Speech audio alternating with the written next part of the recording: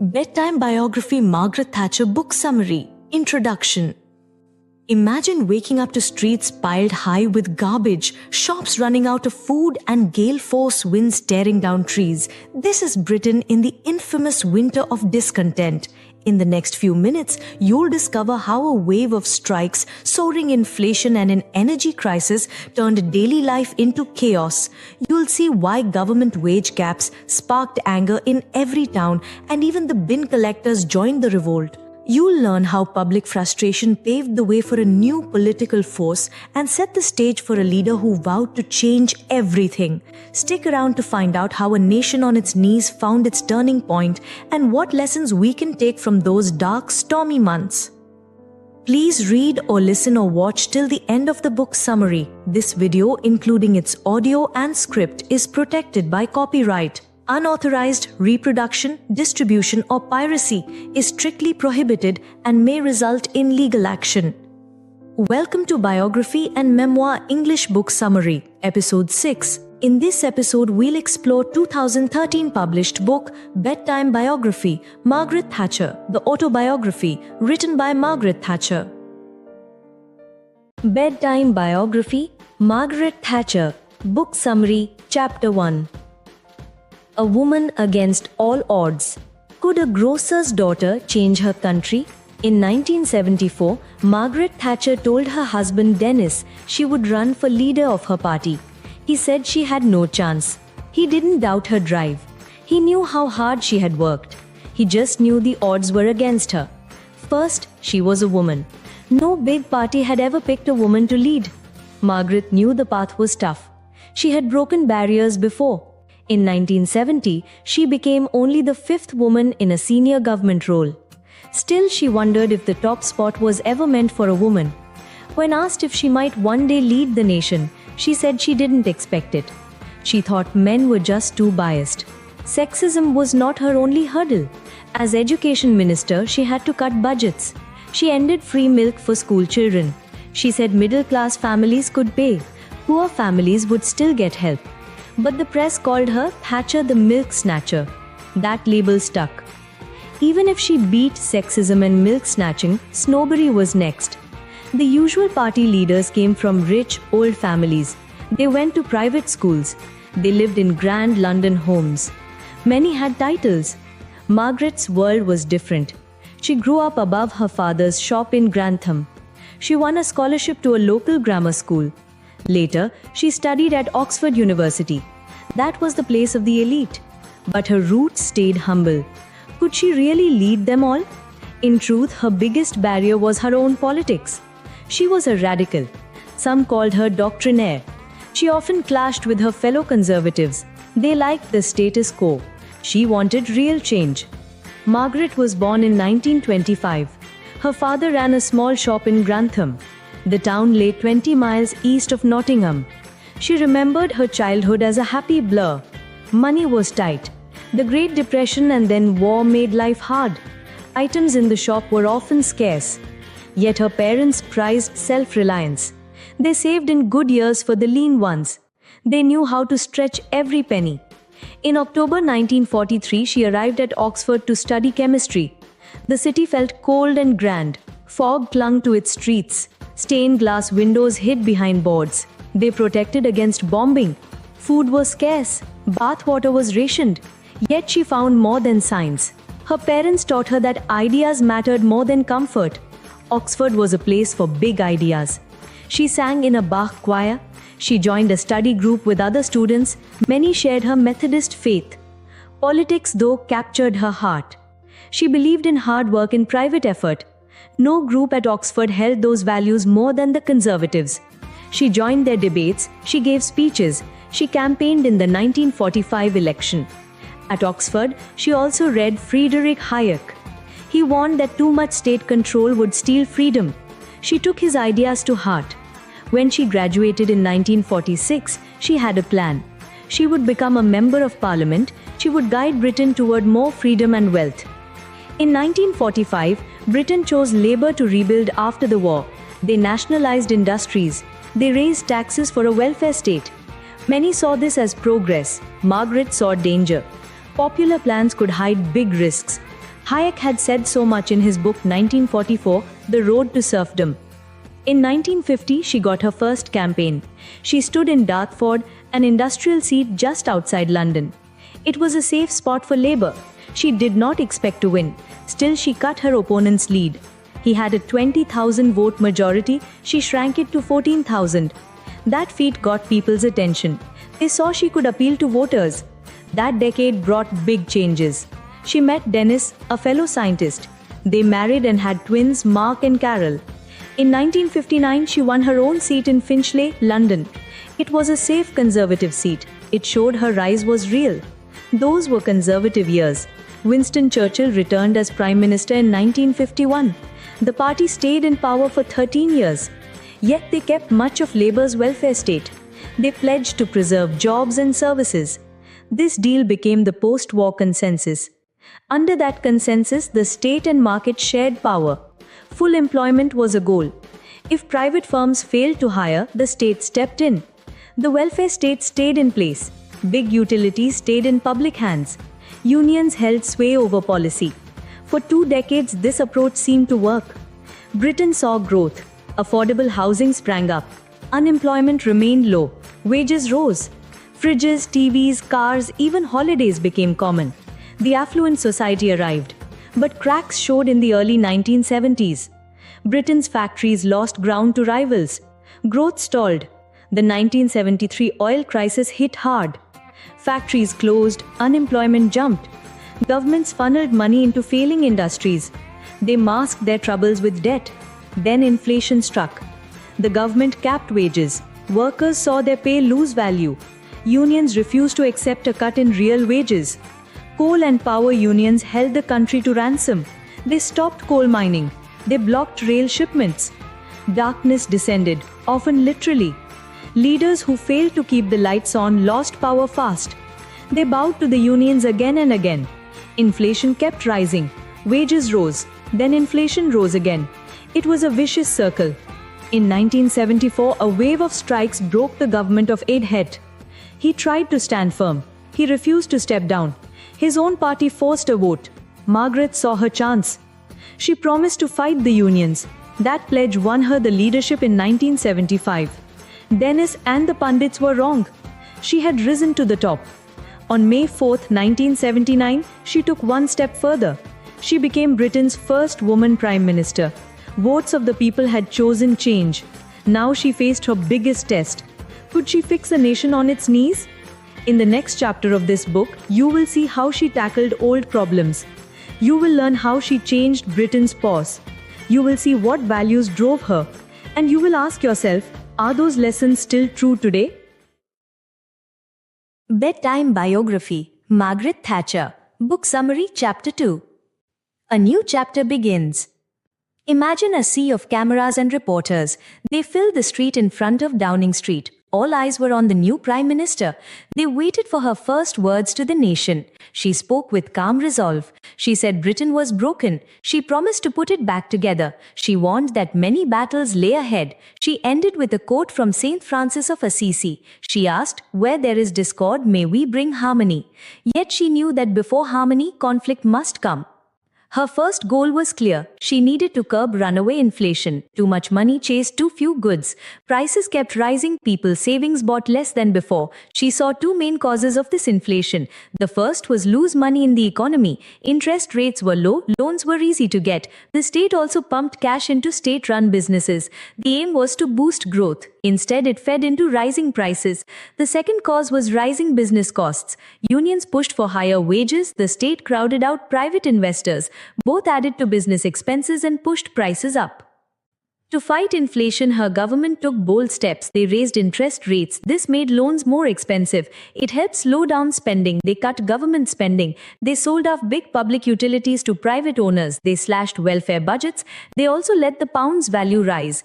Imports became cheaper, exports became more expensive. These moves did bring down inflation, but they came at a cost. Many British firms could not cope without subsidies. They went bust. Others could not sell abroad. Their goods were too costly. Soon 3 million people found themselves out of work. That was about 13% of the workforce. For the first time ever, Britain bought more from abroad than it sold.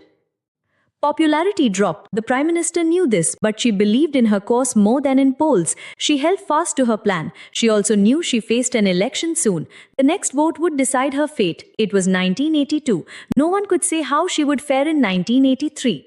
Then an unexpected crisis changed everything. It became her greatest challenge. It also became her chance to prove her strength. The trouble began over 8,000 miles away in the South Atlantic. The Falkland Islands lay about 300 miles east of Argentina. They were a group of rocky islands. A few of them had people living on them. Hundreds of smaller islands were empty. British sailors first set foot there in 1690. Britain claimed them as part of its empire in 1833. Settlers arrived soon after. Their descendants still lived there. These said they wanted to stay British. Britain's claim rested on their wishes. Argentina had a different view. They called the islands Las Malvinas. They argued their claim dated back before 1833. For years, both sides debated the issue. The talks went nowhere. In early 1981, a coup in Argentina brought a military junta to power. This new government felt bold. They would no longer just talk, they would act.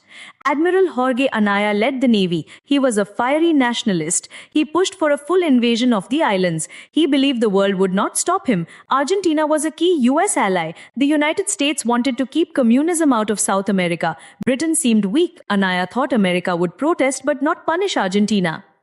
On April 1, 1982, Argentina struck. Troops landed on the islands. They met little resistance. By dawn on April 2, they were in control. London woke up to the news. The Falklands were under Argentine rule.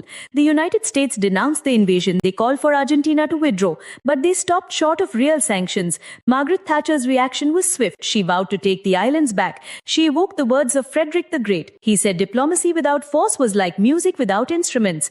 Britain had closed all ties to the islands. There was no talking left. War was the only choice. On April 5th, a British task force set sail. 100 ships carried 25,000 sailors and soldiers.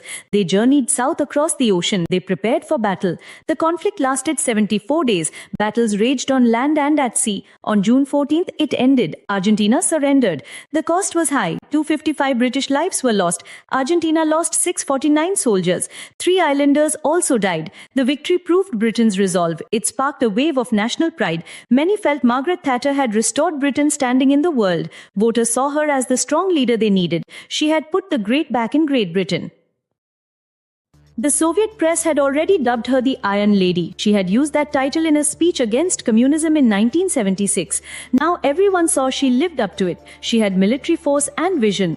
Her image as a resolute leader grew. This helped her in the election of 1983. The Falkland War had changed public opinion. Britain rewarded her with a strong mandate. She now had the power to turn back home challenges. But conflict did not end with the war. It moved to Britain's coal fields. Coal was the fuel that once powered everything. It dried up in importance after North Sea oil came online. The coal sector lost money every year. Many mines broke even only with subsidies. Thatcher's plan called for cutting coal output by 4 million tons. The National Union of Mine Workers saw this as an attack. They said it would close at least 20 colliers. Over 20,000 jobs would vanish. Their leader, Arthur Scargill, declared war on the government. He had fought against Edward Heath's government before. Now he stood against the Iron Lady.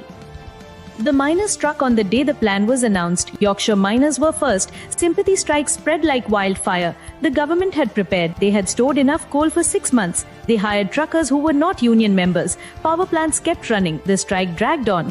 Months passed. The weather grew colder. Food banks and charity groups organized meals. Solidarity among miners was deep. News cameras broadcast blockaded roads.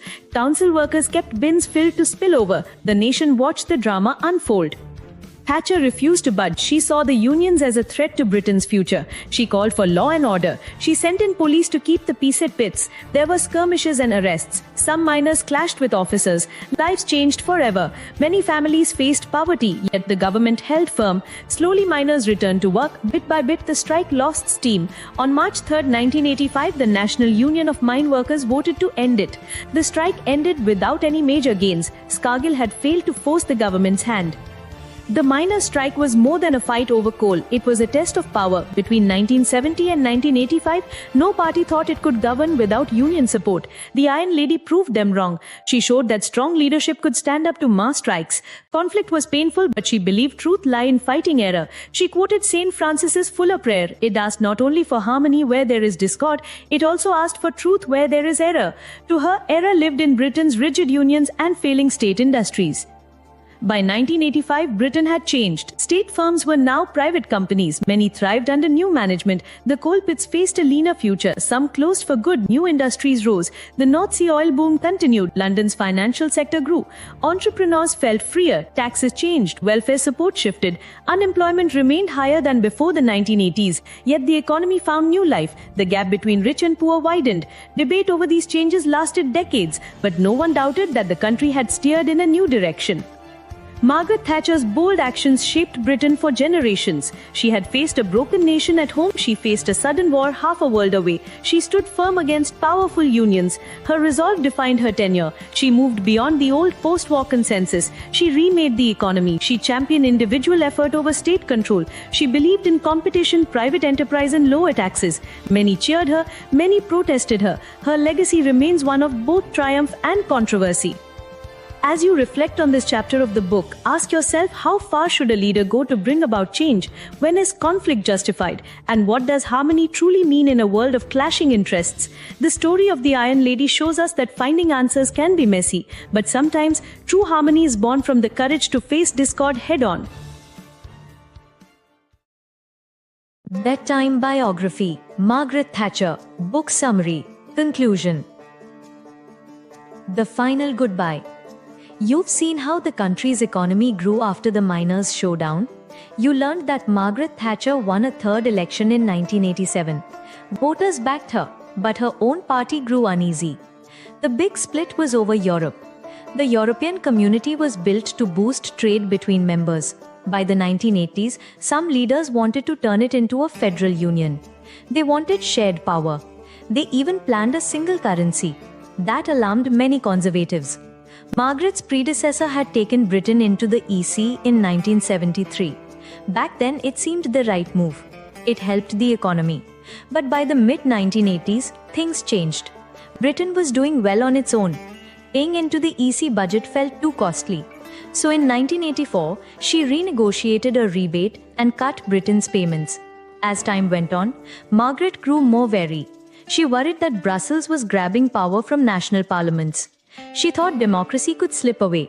In late October 1990, she made her stand. She spoke out against new plans for the EC. She ended with 3 simple words: no, no, no. Her firm words split her party. On November 13, Sir Geoffrey Howe, her finance and foreign affairs minister, resigned. His speech fueled her critics. Michael Heseltine saw his chance. He threw his hat into the ring and challenged her leadership. The vote was on November 20th. Margaret was in Paris at a summit. When the results came in, she had not won a clear majority. Her grip on the party slipped. Back in London, she held private talks with senior MPs. She asked them to back her. They did not. In the early hours of November 22, 1990, she told her staff she would resign. She held a final cabinet meeting. Then, she went to the Queen to hand in her notice. Outside Downing Street, she fought back tears. She spoke to the nation one last time. She said she was proud of 11.5 years in office. She believed she was leaving Britain in a better state than when she arrived. From this book, you learned how Margaret Thatcher faced crisis after crisis. You saw her push for deep change. You saw her stand up to powerful unions. You saw her take on international threats far from home. You saw her fight her own party to defend what she believed. You saw that real leadership can be lonely. You saw that major change often sparks strong pushback. You saw that sticking to your convictions can cost you your job. But you also saw how courage and clear vision can reshape a nation. As you reflect on her journey, think about what lasting lessons you can take. How do we balance bold action with staying united? When should we stand firm and when should we seek compromise? What does it mean to lead with strength and an eye on the future? Margaret Thatcher's story shows us that big ideas matter.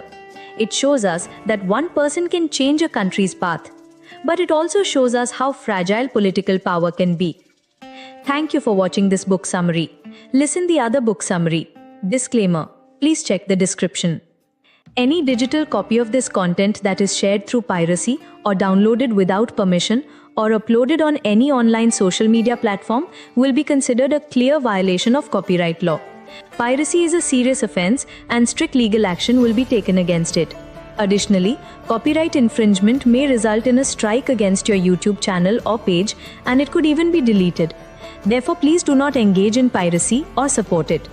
This content has been created based on the references from the mentioned book. However, it may contain some unintentional errors or inconsistencies due to human or mechanical mistakes. If you notice any mistakes or inconsistencies, please accept our apologies and inform us through a comment, message, or email. If you enjoyed this book summary and wish to gain complete knowledge of the book, then please consider purchasing the book from an online or offline bookstore and reading it. Thank you very much.